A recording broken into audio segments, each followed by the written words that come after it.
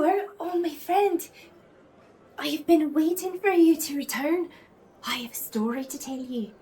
Oh, it's quite exciting. Happened just the other night. Oh, my friend. Like tonight, though a little quieter. Normal hum and bustle of the tavern. I was back there in the kitchen, making bread as I usually am with Anne, kneading away, minding my intentions. But then I heard it. The door creaked open. There, standing in the doorway, lit by the moonlight from the back, was a very determined figure.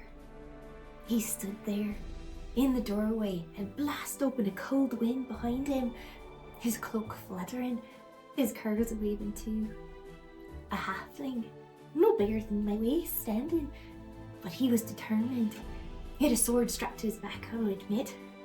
Perhaps a little too large for him, but he had a look of fire in his eyes. He walked up to the closest table with the party sitting there.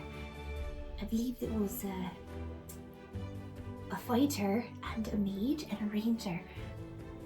I'd seen them come and go a couple of times. He walked right up to that table. He said to all of them, "I can fight as good as any of you." The little halfling with fire burning in his eyes was not to be underestimated.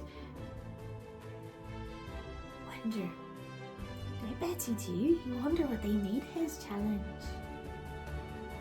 They did laugh and sneer at him. Told him he should go back to doing what halflings do, farming and baking and such. Well, I could not stand for it. So I put down the dough, wiped my hands on my apron and did walk up to him. I said, "Friend, what is your name?" He said his name was Finnick. Finnick Highstep. Well, put my hand on his shoulder and I said, "Finnick, shall we show them what you can do? Are you up for the challenge?" He looked a little weary, but stood up straight and said, "Aye." So, in that moment, I reached into the flame and I summoned Beast. A fighter. A moment that would change his destiny. I tell you, he was the fastest fighter that I had ever seen. Clever as a fox, dodging and weaving parries rose across the floor, making strikes that even the biggest fighter could not have made. Every single thing he did was a dance that dissuaded anyone to think that he did not have the courage or skill to be any of a good adventurer. In that moment, he leapt onto a chair and then onto a table and flew through the air, striking true into the heart of the ember beast I had made.